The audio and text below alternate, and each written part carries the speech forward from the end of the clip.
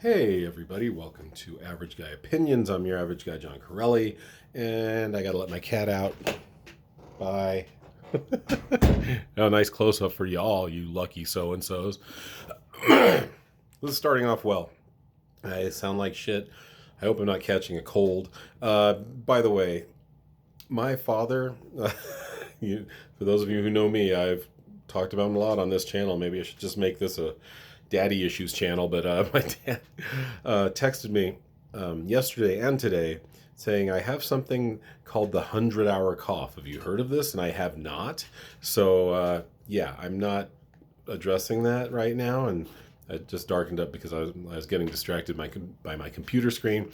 What I am here to talk about, as we close on a full minute out of my 10 in, is a book, not a movie. I think it would make a good movie, called Confessions of a Mullah Warrior by Masood Farivar. I'm on my second reading of this book. I have not finished it, but I'm going to give you a partial review. Hopefully, I'll finish it over the weekend and give you the second part of the review. But this review also comes with some commentary on what's going on in the Middle East, particularly in Israel and Palestine, and my knowledge thereof, which is, I wouldn't say extensive, but I would say it is probably a lot more than the average American or even the average human being.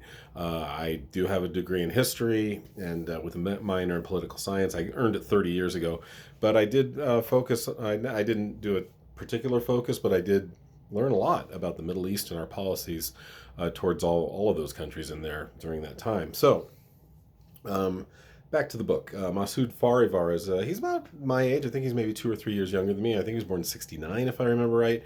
And he grew up understanding what it's like to be an Afghan in the middle of the Cold War. He's an Afghan man.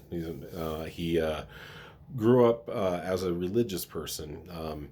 If you learn a lot about this, is the way he wrote the book, I thought was very effective. It was, although I'm not going to be the first to say, there are times it can almost be boring, because he talks a lot about Islamic culture, specifically Afghani Islamic culture, specifically Peshawar Afghani Islamic culture, which is where he's from. That's the region he's from.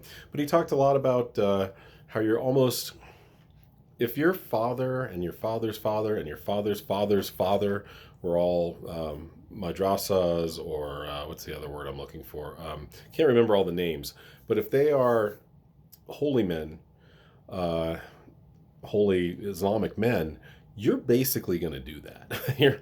you're going to be, and you're not only are you going to do it because it's tradition, you're also going to be doing it because it's wealth, not necessarily wealth of finances so much, but and it does come with that wealth of power and wealth of respect, which are huge things in that culture.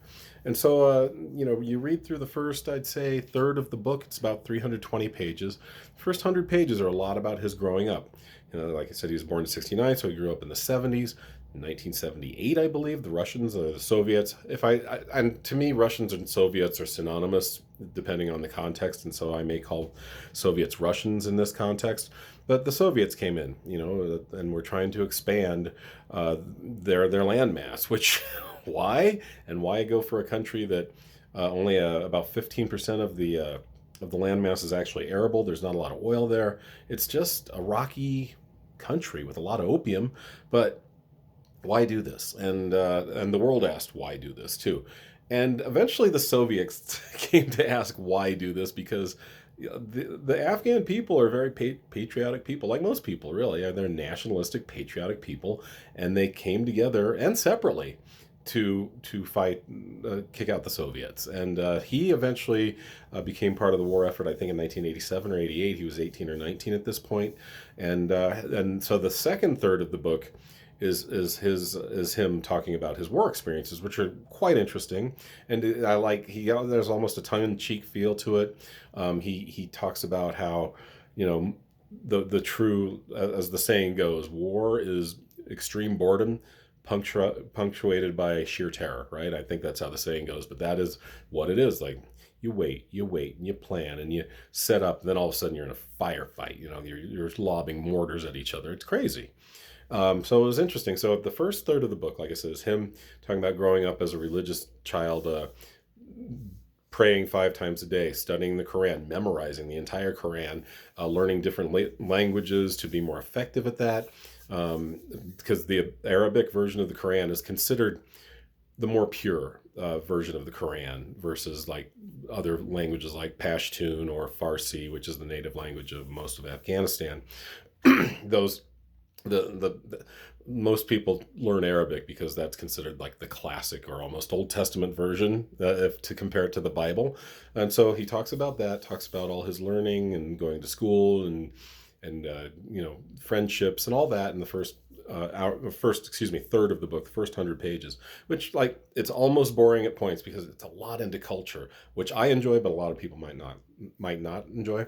Second part of the book is second 100 pages or so is all about the war, which is obviously exciting and interesting, and also getting to know about the cultures too, like how there were Afghan communists that were fine with the Soviets coming in and expanding the Soviet power, but there were plenty of, and they were Islamic too, but there were a lot of Muslims who wanted to make a perfect Islamic state, different versions of that, right? Whether you're Sunni, Shiite, whether you're progressive or not. And we see results, or remnants of that today. That's why the Taliban did so well. When we sent the CIA and sent weapons to train and arm those guys, we wanted the baddest ass motherfuckers there were, right? And that ended up being the Taliban, and then lo and behold, they're kind of a pain in the ass some 20 years later. Having said that, last third of the book is him, and this one I haven't read it the second time yet, but like I said, I read this book, or at least I think I read this book like 10 years ago and thought it was worth a reread, and I'm glad I did. So the last third of the book is about him coming to America and becoming, I believe he did, I believe he worked in finances for a while.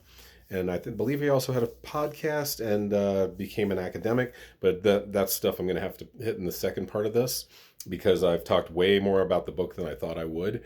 And I really wanted to get into Middle Eastern politics, but maybe I'll just finish the last 2.5 minutes by talking more about the book. I don't know if there's too much more to say, honestly.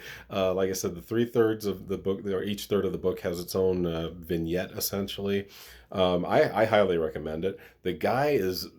Oh, one thing I didn't mention. So that you have this man, is very religious man, young man, 18, 19 years old, going to fight, right? And going to fight, hey, in the name of Islam, and we're going to create this amazing Islamic state, and it's going to be Quran based. And some of the stuff that the Quran wants us to do might not be that great in modern terms, but this is my version of the Quran that I'm following, and this is the kind of state I want to be a part of and be maybe a power in, or at least help create. His evolution as a human is great. That's what's really great about this book, is he during the war, he realizes that maybe it's not that great to be a martyr. Maybe it's not that great to believe in something so hard that you actually lose your life for it, no matter how much you have been conditioned by your family, by outside forces, and by yourself, by your culture, to believe that those 72 virgins might be waiting for you upon your death. There's a human part of you that realistically says, maybe not, right? And so I don't think he became a full-fledged atheist, but he did very well, he became a more reasonable religious person. He wasn't a zealot anymore. And he became this man that has seen people die on the battlefield, men that thought they would be martyred and would go to heaven. And he said, I think I need to rethink my philosophy on religion, especially since I've seen the horrors of war. And like I said, that was, so I'm glad I got that point in before I finished up here. Got about a minute left, might finish up a little early, but I do recommend the book if you get a chance. 322 pages. I don't know exactly how many words. I'm guessing it's probably about 100,000 words. So depends how fast you read. I could probably get through it in like 3 days if I really focused, like in my spare time, but it's taken me a couple weeks, and hopefully I'll finish it up. And I will give you the last third of the book, maybe a couple episodes down the line here. I know I'm kind of disjointed in these episodes, but I'm just trying to get the stuff out there and meet my goal of doing one a day for the entire year of 2024. Thanks for listening. Thanks for watching. I hope you're all doing well, and I will talk to you guys next time. That's Average Guy Opinions. I'm your Average Guy, John Corelli. See you next time. Bye.